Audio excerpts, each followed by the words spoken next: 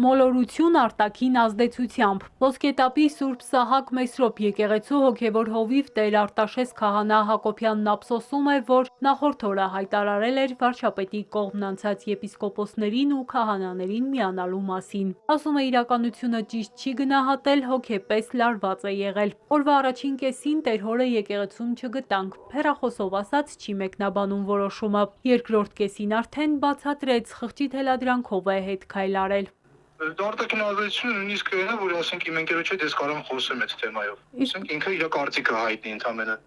Իսկ ինչ որ ճնշումներ եւ այլն, պարտադրանք։ Ոչ մի կերպ, ոչ։ Չի, ասում եմ, ինչ կա գրված այստեղ Էրմինե ջան։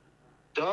բացարձակ ճշմարտությունն է։ Առանց մի տող, մի բառ, այս կողմ կամ այն կողմ։ Մասյացոտնի թեմի քահանաները մի քանի օր է ահազանգում են թեմի նախկին առաջնորդ Գևորգ եպիսկոպոս Սարոյանը տարբեր միջոցներով փորձում է սպառնալ այն քահանաներին, ովքեր չեն միացել հակաեկեղեցական արշավին ու իրենց առաջնորդ են ընդունում Տեր Ռուբեն Վարդապետ Զարգարյանին, որին կաթողիկոսն է նշանակել առաջնորդական տեղապահ։ Գևորգ Սարոյանը շարունակում է գնալ թեմ, զբաղեցնել առաջնորդի աթոռը։ Համենայն դեպս թեմի բակում մեզ ասացին տեղում է, բայց զբաղված է։ Տեղում նաև ոստիկանական հսկողություններ։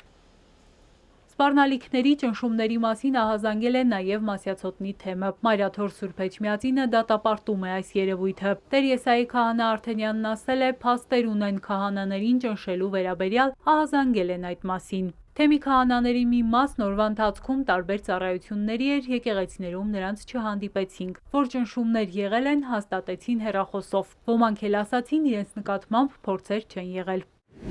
Վարչապետի կեցավայրում ձևավորված եկեղեցու բարենորոգման խորհուրդը որոշել է բոյկոտել Ավստրիայում նախատեսված եպիսկոպոսատ ժողովը։ Կոչ են անում չեղարկել որոշումը, եպիսկոպոս հայրերին էլ հորդորում են չմասնակցել իրենց խոսքով արկածախնդրությանը եւ իրատեսական ճանապարհներ գտնել վերջ տալու կործանարար առճակատմանը եկեղեցու վերնախավի եւ պետության միջև։ Հայտարարությունում նշվում է նաև, որ այսօրվա Գերագույն հոգևոր խորհուրդն անվավեր կառույց է, քանզի ընտրվել էր 2017-ին 4 տարի ժամկետով եւ գործունեությունն ավարտել է 2021-ին, ուստի խորհրդի որոշումները կանոնական չեն։ Էրմինե Ղարիբյան, Հարություն Հովսեփյան, Էպիկենտրոն։